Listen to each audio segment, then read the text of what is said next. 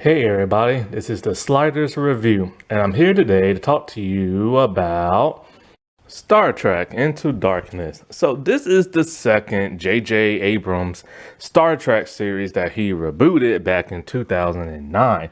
This one came out in 2013. And it is that of the second one of the Kelvin timeline. That of the USS Kelvin that was destroyed. James T. Kirk's father was captain aboard that ship. This movie is somewhat controversial. A lot of Star Trek fans do not particularly like this movie. Many of them prefer the 2009 Star Trek one that just completely retconned so much, or did it retcon so much. There's only been 3 in the Kelvin timeline, and the 4th movie still to this day has not been made, and most likely never will. Then there's that one Quentin Tarantino wants to do, but some Star Trek fans don't want him to do it, but some Star Trek fans do. Personally, for me, I don't like these Kelvin timeline movies, and J.J. Abrams really helped to change Star Trek for the most part, and not change it really in a good way. This movie was meant to bring in new Star Trek fans. So yeah, the whole purpose of this whole reboot was to bring in new fans and to keep the old fans as well. But mainly bring in new fans. That's why they're more action-packed, more exhilarating, more fast-paced, and everything is changed. See, the last Star Trek movie before the 2009 movie was Star Trek Nemesis with the Next Generation crew. Some people like that movie, some don't, some think it's terrible. But it did tarnish the brand of Star Trek, and it was the last TNG movie before everything changed about like 20 years later with the Picard series. Then Star Trek Enterprise, the television series, went back before the days of Kirk, 100 years before the days of the original series. And that show, at that time, was hated, but is more looked upon in better eyes today, especially with that of New Trek out. So they needed a reboot. So instead of creating a new crew and whatnot, they decided to go back to the original series and show how they all became to be. But there's a problem. What fans accepted. So what did they do? In the current timeline, they sent Spock back with Nero and they changed history. At first, people assumed this was an alternate timeline, one that never got fixed, and pretty much the only thing that was still canon was the Star Trek Enterprise show, which was still hated back at that time. Until Star Trek Beyond, the 3rd movie came out, and they retconned some things for Enterprise. So fans were kind of like, yo man, what the heck is going on? What is canon, what is not? Like, is this an alternate timeline? Is this an alternate dimension? Like, what is going on? Well, after so many debates and so much wishy-washy going around from that of the studio, from that of J.J. Abrams and other people, it's finally now been confirmed that everything that's going on in the J.J. Kelvin verse is an alternate dimension. So apparently when Spock and all them went back in time and changed history, that event that changed history branched off into a completely alternate universe and everything, creating its own dimension, keeping everything from all the TV shows and all the movies still intact. Basically, it was their way to save face because fans wanted blood by that time. They had their pitchforks and everything. And so to save face, they had to do that. Then when the new Trek series like Star Trek Discovery and all those started coming out, things were really weird. It took some of the things that JJ movies made infamous and incorporated in their show and put a twist to it. Then it was finally revealed that yes, that is an alternate dimension, and people from that dimension cannot survive in our dimension, which begs the question, how the heck was Spock and Nero and the crew able to survive in that alternate timeline dimension? See, they need to just stop with this crap. They need to stop. They just need to stop. If Discovery would be all like, yeah, we're the Kelvin timeline. fans would probably accept that a bit more. But they keep changing crap around, trying to fix stuff, trying to retcon things, and it's just a big mess. And so, when it comes to this movie, there was a lot of stuff going on behind the scenes. Basically, JJ wasn't even sure he was going to come back to direct if it didn't have a good script. They didn't even know what villain they wanted to use, since, time has now been like retconned and altered and stuff like that, because these are new versions of the people that folks love.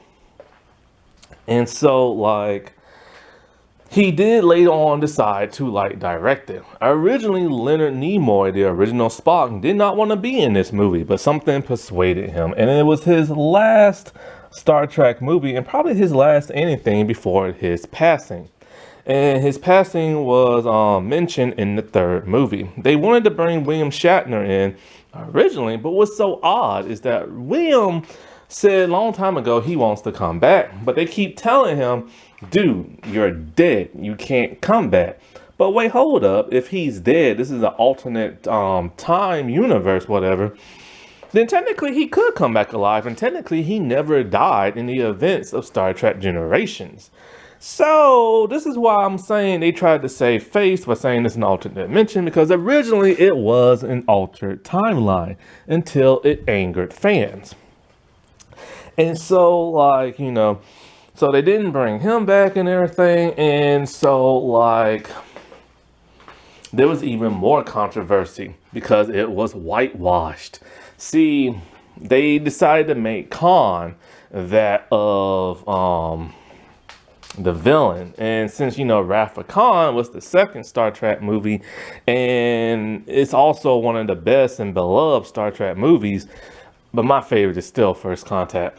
But, Wrath of Khan was extremely good. And so they decided, okay, well, since this is our second movie, and it was their second movie, let's just do that and rework it. That angered a lot of fans, because they're like, yo, man, look, Wrath of Khan is our favorite. We don't want it altered or changed or a different version of it or nothing. Because still back in this day, it was not an alternate universe, but an alternate timeline. One that still was never fixed. And so fans were really outraged by that. But then once again, there's the whole whitewashing. See, Khan is a man of color. I'm not sure what race he is. I think the actor who plays him is Mexican, but he played a completely different race. And they decided to cast a white guy in the role. And many fans were just like, yo, how did he turn from a man of color to a white British man? And even fans were outraged. Even some of the Star Trek stars, the dude who played Ensign Kim in the original Sulu, they were pissed off and everything, because it was Hollywood doing what Hollywood does and always casting a white person in a role that's meant to be for that of a person of color. And so that just completely outraged people and stuff. And not only did that outrage people, but something else outraged them. I can't remember what. Let's see, Khan, Wrath of Khan, I can't remember what else outraged people, but JJ has later came out and said there are some decisions that he made in this movie he wished he never did. And of course, what does JJ do? When JJ screws up, he jumped ship and he went on over to Star Wars, and Justin Lin took over for that of Star Trek with Star Trek Beyond. And I personally hate Star Trek Beyond. Star Trek Beyond is just not a very good movie. It tries to be, but it's not. And I was really confused because they retcon stuff in Enterprise, but that's when I thought it was an alternate timeline and, whatever. And what's so bad about these movies is that, okay, the production sets are huge. And for Beyond, they decided, hey, let's get this ginormous building and actually create the ship. So when you leave one room, say engineering, and you walk down the corridor in the hallway, it's an actual real corridor that will lead to say sick bay or something, or to the bridge. Now they have that and they can't use it because there's no fourth movie. Wasted all that money. And Justin Lin, of course, is more famous for his Fast and Furious movies. And so, and once you know it, Alex Kurtzman, the man who created New Trek, was one of the writers for this. And so they said that they think of this as their Dark Knight movie. I wouldn't go that far, guys. Now, in terms of the JJ movies, like I said, I hate. This is actually the only one I like. I do not love. It's the only one I can sit through, and I'm all like, okay, at least the action's good. At least like the characters screw up in the beginning, but they learn their lesson towards the end, so I can rock and roll with that. You know what I'm saying? It ain't perfect. It ain't perfect, but I still think it's better than Beyond. And I particularly just didn't like the 2009 one because a lot of things happen in that just was so fast paced. I'm like, what the heck is going on? Like, first there's the destruction of, like, you know, both boys' parents and Spock's homeworld. And then, like, you know, they're in the academy. Then Kirk, who didn't even pass the academy, got kicked out, became captain like a day later and everything. And it's like, how the heck did he become captain of a starship when he's reckless? He doesn't know what he's doing. And he didn't even pass the academy, and he cheated on his test. I'm all like, how do you expect me to believe all that crap? And then he's like the captain of like the Enterprise and stuff. And I'm just kind of like, no, they should have been a better writer for that first movie. And people used to really love that movie, but now they no longer really, for the most part, like the JJ stuff because it led into New Trek. And so fans are very divided. And, you know, I've stated my feelings about New Trek over and over again, so I'm not even going to go into that. But when it comes to the JJ movies, I've never really went into those movies and talked about them. But for the most part, this is probably going to be the only one I'm going to talk about. But I've never even gave so much a hint of my feelings, really, towards these movie series. Only a smidgen of my opinion has come out when talking about New Trek. Basically, I just say, you know, JJ helped screw everything up. And, and like, you know, I hate him for that.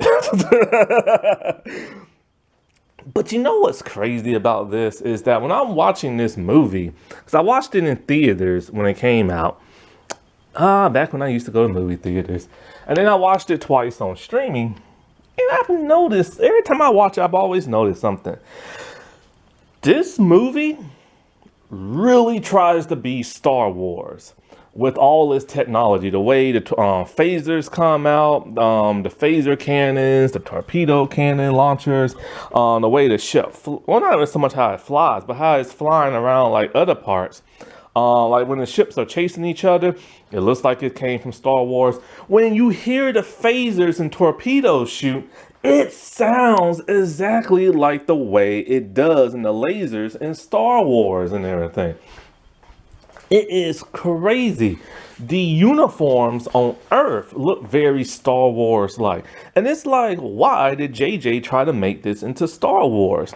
Star Wars and Star Trek are never supposed to look similar to each other. They're supposed to be completely and utterly different. And even New Trek steals from that of like Star Wars and stuff. And it's really weird how this has been going on, and they're not supposed to be similar. And that's one thing that really drives me nuts, you know, because, you know, I'm a bigger Star Trek fan than I am Star Wars, and they're supposed to have a distinct look to them. Another one thing that does bug me about this movie is all these different freaking uniforms and stuff. You have your updated, like, you know, original series uniform when they're on the ship. But then the moment they go to Earth, they're in completely different uniforms. They're in these like dark gray muted uniforms, and they wear hats. I don't understand that. Like, why does it look that? That looks very Star Wars and it looks very modern.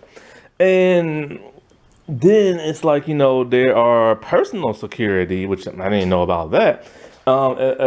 Instead of like Star Trek, Starfleet, like security, and then they wear like red uniforms and red hats. And then, like, when they have their meetings in the buildings, it looks all very modern. And I'm just kind of like, and then the people in town wearing all these modern looking clothes, I'm just like, yo, this is supposed to be set in the future of all things, not in the past. And so, like, that's something New Trek likes to do as well, I've noticed. And it really drives me bonkers. I hate that. I hate, like, the modern look that they keep trying to give these Star Trek series. And the thing when it comes to, like, all these different uniforms, I think what it was is that some of them was probably concept art, and they're like, okay, we like this, so let's also use this in the movie. And then it's just kind of like, it's kind of like what they do with New Trek.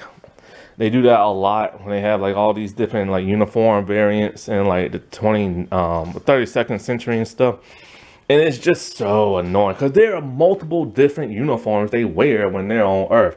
Now, I do like the way Earth looks in the buildings at night because it looks very futuristic, but everything else just looks like, modern. Now, this is very action-packed. And I mean extremely action-packed. Everything's at a fast pace and it never ever slows down. And that can be a bit of a problem. Like whenever they're doing like space battle, it happens very quickly and you never know what's really going on, especially when the phasers look like lasers from Star Wars. Then when the ships are at warp and everything and they're like, chasing one another, that goes at a fast pace. There's lots of hand-to-hand like combat action that goes by very quickly. The camera's always moving around and you never really know what you're really looking at for the most part because everything is just so like injected with like it's just ramped up and everything, like a turbine engine. It's just everything's going at a fast pace and it never knows how to slow itself down. But visually, it does look good, especially when the Enterprise comes out of water. That's great. But then it's kind of like, I'm like, how the heck does a starship go underwater? That's impossible unless it's been modified like the Delta Flyer and Voyager. So things like that piss me off. Then thrusters. I don't remember thrusters ever being like flames on a ship, like a real thruster and everything. I always thought it came from the nacelles. They glue like more blue and they can just hover or whatever. So I do not like this realistic practicality. I do not like this Star Wars look to it and stuff. The characters, for the most part, are fine, but some of the decisions they make are kind of odd. Like Uhura, in the beginning, she's just a whining girlfriend. That's all she's doing. She's whining about Spock and how Spock was going to let himself die and all this other crap. And that got very annoying. So at least they gave her something to do on the Klingon planet. Oh, I haven't even mentioned the Klingons. They brought the Klingons in here. The Klingons were supposed to be in the first movie, but they got deleted. They redesigned the Klingons. They look very, almost like pretty boys and everything. Smooth faces, jewelry on their cranial ridges. Like, it's weird and it's bizarre. Even their weapons have changed and everything. But they look a whole lot better than what they did in Discovery on the first 2 seasons. And so, anyway, but the Klingons aren't in here much. They're just here to get their butts kicked and die by Khan. Anyway, so Sulu, he didn't really have much to do. Like, at least he went on an away mission in the first one. But he pretty much just flies the ship. He gets to take command a little bit, very briefly. And Bones is just there for, like, comedic relief. And that whole bringing the Tribble back to life, that was the most random occurrence in the entire movie. It was just like, there's something just scrammed in there for plot armor. And sometimes there's a lot of plot armor that goes on in this movie. Rest in peace, Elton Yoshin. Ah, man, that was such a freak accident how that dude died. Like, it was so sad. And his character, he got to do engineering, which we know a lot of people was wondering why was he wearing a red uniform for in the trailer, and now people know it's because Scotty had quit. So at least he was able to do something, but basically he just ran around engineering. But it seemed like he didn't know what he was doing, but he did. You know what I'm saying?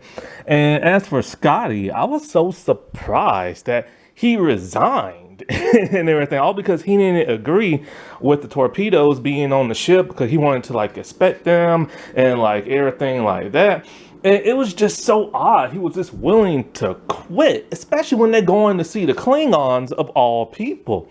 And in a way, it's disappointing, but you got to respect the fact that he's not gonna let something on board his ship without inspecting it to make sure it's safe. And of course, plot armor, it wasn't safe and everything. But at the same time, it's just kind of odd, And like I said, for Uhura, it just sucks that how she was the whining girlfriend the entire movie and stuff. But of course, this movie isn't about them. Like always, it's about the two leads. With the new reboot, it was the parallels between that of Kirk and Spock. And, these two are so wildly different than what people know them from the original series. Because since the alternate timeline, Kirk is a whole lot more loose and temperamental and carefree, and doesn't really care about the rules. He does things his way, and he always ends up messing up and not thinking about the consequences. And then you have Spock, who's a lot more emotional in these movies than he ever was in the TV show, and he's grappling with the fact of trying to be a good Starfleet officer, being picked on Vulcan, having his homeworld destroyed, having an alternate version of his older self in this timeline that is stuck, and and then also dating Uhura, which never happened in the original series. And it does make for an interesting watch, because it's like this is an alternate timeline, and that's what people have to remember. But at that same time, like, Kirk is so reckless and everything. It's just kind of like, how in the world did he become captain or even a Starfleet officer? Like, it baffles my mind. This is why it's intended not so much for Star Trek fans, but for other people and stuff. See, this is what the target audience was about. It's about outsiders, not the people, the niche fans and stuff like that. But when it comes to these two grappling with, their emotions and stuff, it really is parallel with one another, because in the opening scene, they were on an away mission to save this planet from a volcanic eruption, and Spock had to go down in the volcano to save it, while Kirk and Bones were not trying to be seen by the locals. And so Kirk, who now considers Spock to be a friend, he did not want Spock to die when they were unable to get him out of there. So in order to beam him out, they had to get very close and expose the ship. The ship is underwater. And so this planet does not have warp capability. They're very tribal. So it breaks down the Prime Directive. And so when he exposes himself, it breaks the Prime Directive, which pisses Spock off. Now, what I don't understand is that them just being on the planet and trying to interfere in the natural progression of the evolution of that planet is breaking the Prime Directive itself. If those inhabitants are supposed to die from a volcanic eruption, then they are meant to die. And the Federation, Starfleet, is not supposed to tamper with that. But yet it's shown that they are, and they had orders to tamper with that planet. This goes against everything people know about all the other Star Trek series. There's a great episode called Pen Pal on TNG where Data does that. He befriends a girl on a non-warp civilization, and it turns out that the planet is about to erupt.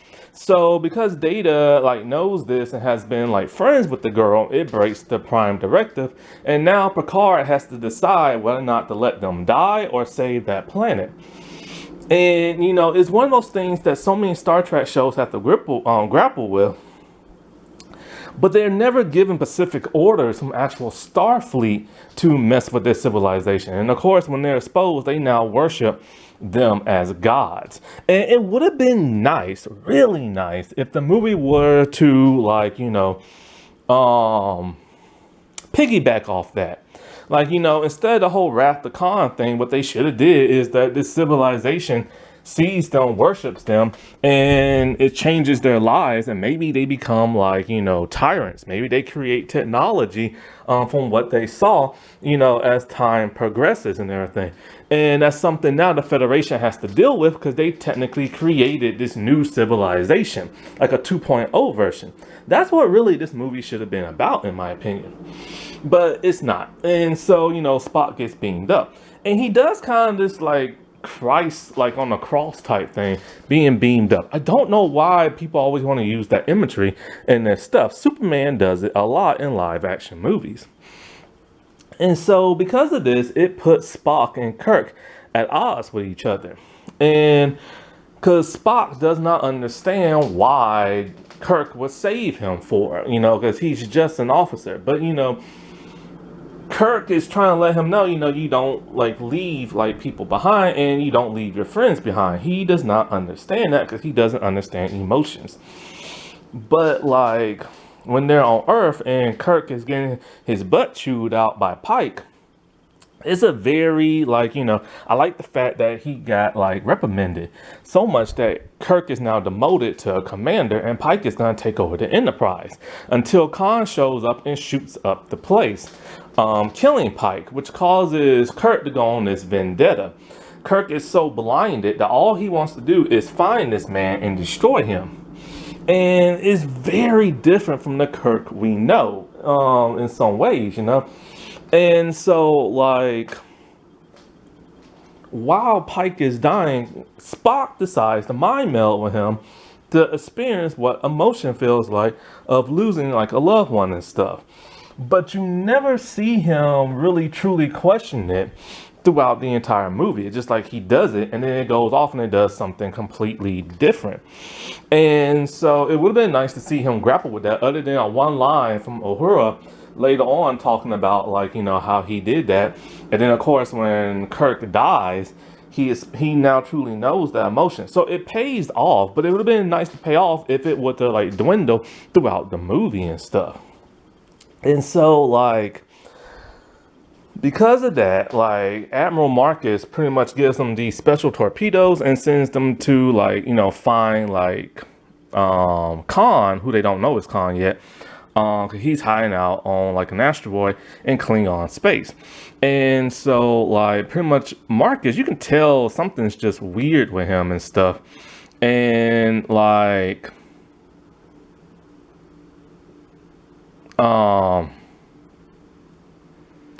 whatchamacallem, to like, something's just up with him, because he's talking about like go there, destroy that planet, and then just like run. And it's just kind of like, this was really the start of the Star Trek we don't remember or recognize. Like, this vendetta type stuff, killing people, not exploring. I do like how Scotty's all like, we're explorers. We're supposed to explore, not destroy and everything. So at least the writers know that, but of course they deviate from that. Also, there's a Section 31 reference in here, because Khan bribed a man to like blow up Starfleet headquarters. I don't understand how that man survived, because they literally said that the man, confessed to what he did. How can he confess if he was right there at the point, the focal point of the explosion? Like, I don't understand that. He should have been like burnt to cinder. And it's interesting they threw in Section 31. That is starting to be a crutch for a new Trek. It's like every time something bad has to happen, oh, it's Section 31, or now it's the Mirror Universe. It's no longer that fun special organization, especially when like everybody in Starfleet now knows about them when it's supposed to be a secret organization. And so we get the introduction of Carol Marcus, who pretends to be somebody else. But somehow Spock knows who she is, because he gets jealous as a new science officer on board. It's like Spock is not the only science officer. I don't know why he's getting jealous, but this is a very emotional Spock. Not only is it a very emotional Spock, but he doesn't say the words interesting or fascinating, and he never says the word logic at all in this movie, which is something Spock does because he's all about being logical. But this is a very illogical Spock and everything. And because of the events of the first movie. And I still don't understand how he figured out like how she is. Like he just goes up to her and be all like, you're not who you say you are. Why are you on this ship? And blah, blah, blah. And I know who you are. And it's kind of like, it would have been nice to see him investigate her or something. But he didn't even tell the captain that, she's technically a stowaway on his ship and pretending to be somebody else. He only revealed it to her when the time suited him later on in the movie. But pretty much this movie is about Admiral Wallace, who woke up Khan and wanted him to fight all the bad guys in space. Because of the events of the first movie in Nero having a ship from the 24th century, it pretty much devastated a lot of stuff in the Alpha Quadrant because they're back in time over 150 years or so. And so because of that advanced shipping, the evil that's out there, he realizes that they're gonna need some genetically modified humans to fight their battles. But Khan is a double crosser. He's just too arrogant and too evil and stuff. And he realized he made a mistake. So he tried to get rid of them all, but couldn't. So that's why, he sent Kirk on a suicide mission and stuff. He now has a warship, the first warship in Starfleet that alters the timeline because the first one's supposed to be the Defiant in Deep Space Nine. And it's there he wants to clean up his mess by destroying the Enterprise, but has no idea Carol's on there. Now, there's a controversial scene with Carol and Kirk. Now, of course, those two were lovers in the Prime universe and had a son. But in this universe, they're just now starting to meet each other. She's a very headstrong person and very smart. But there's a controversial scene where she's changing her uniform into a different uniform, and we see her in nothing about her bra. Many people said this was sexist, and other people saying, it's similar to what the original series was all about. Because the original series was made in the 60s, and they were all about women in skimpy clothes. But this ain't the 60s no more. And so a lot of people felt like this was wrong. And it's one of those things that JJ regrets doing. But the actress, Alice Eve, says she's proud of that scene. Now, she has a smoking hot body and everything, but it was really a pointless scene, especially in the times we live in. It really didn't serve no purpose because her and Kirk didn't even start dating in this movie. But basically, when, Marcus finds out that she's on the ship, he transports her on there, but Scotty is on the ship. Somehow, when they're halfway to Earth and everything, and still in Klingon space, Kirk gets a message to Scotty, telling him that, he was right about the torpedoes and something fishy is going on, and see what's going on at these coordinates that take him to Jupiter. And there is the warship and everything. Well, the warship kicks the butt out of the Enterprise. But Khan and Kirk are gonna work together, which is very interesting because it's, like I said, it's very different from the Khan we know. One crazy thing about the Wrath of Khan is that Khan is one of Kirk's most evil enemies.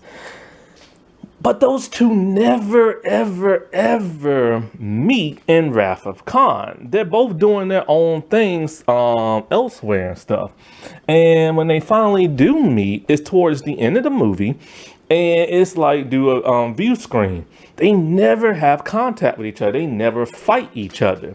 Here we get to see this fight play out where, Kirk is trying his best, but he just cannot whoop on Khan. Khan is literally superior. Even his blood is superior.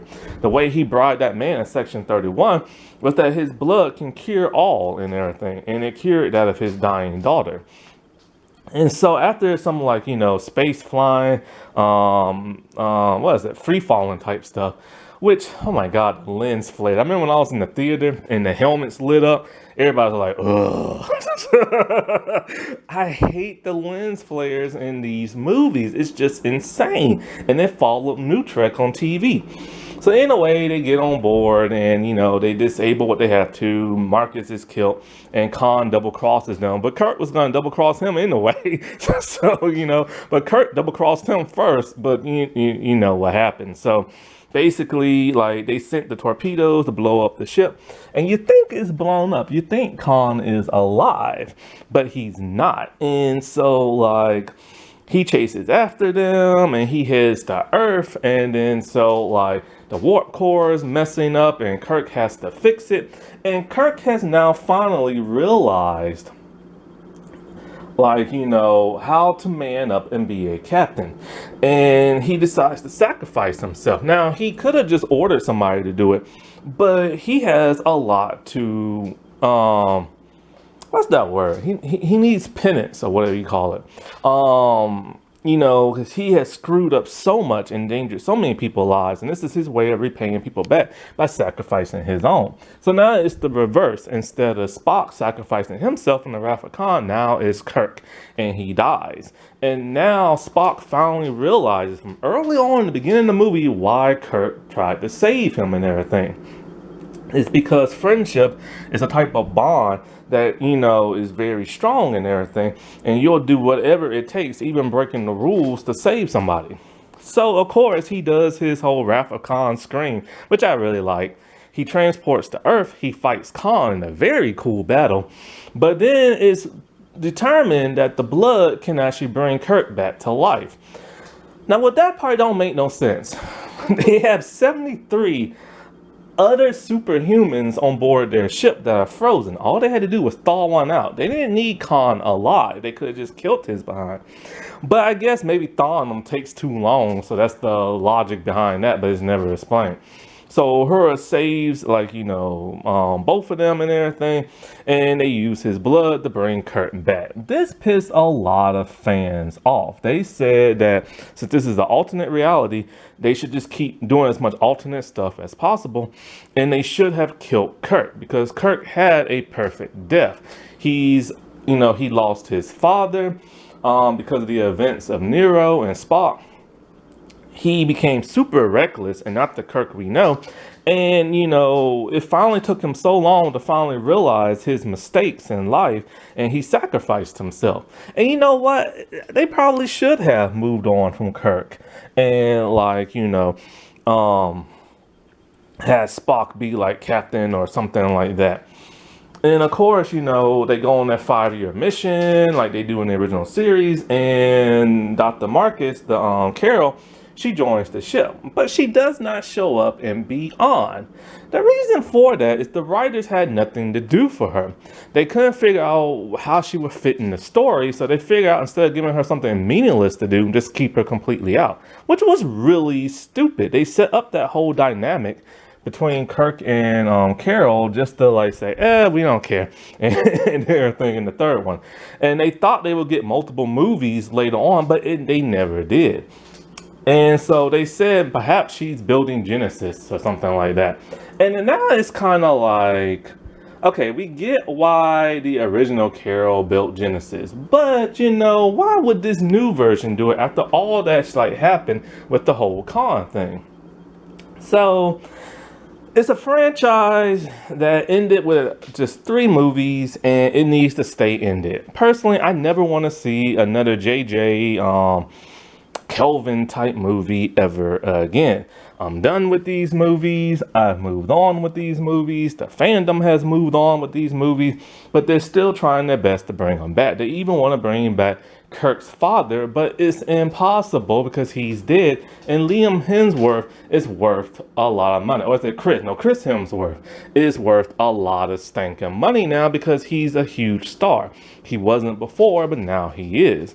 And it's kind of like, why would they even think about bringing him back from the dead or something like that, And it's because they're running out of ideas. They could just create their own stuff, and they tried in Beyond, but it did not work because the movie made no sense whatsoever. And now in that movie, Kirk wanted to quit. And it's just like, well, what the heck? Does he want to quit? Do y'all want him to die? What exactly y'all doing? So, yeah. It's a muffled movie, and sadly, there are 2 dead people in this movie. Anton and, of course, Leonard Nimoy, the original Spock, and this was his last Star Trek movie. And his death was mentioned in, like, you know, the next movie. Alrighty, well, I'll talk to y'all later. Bye.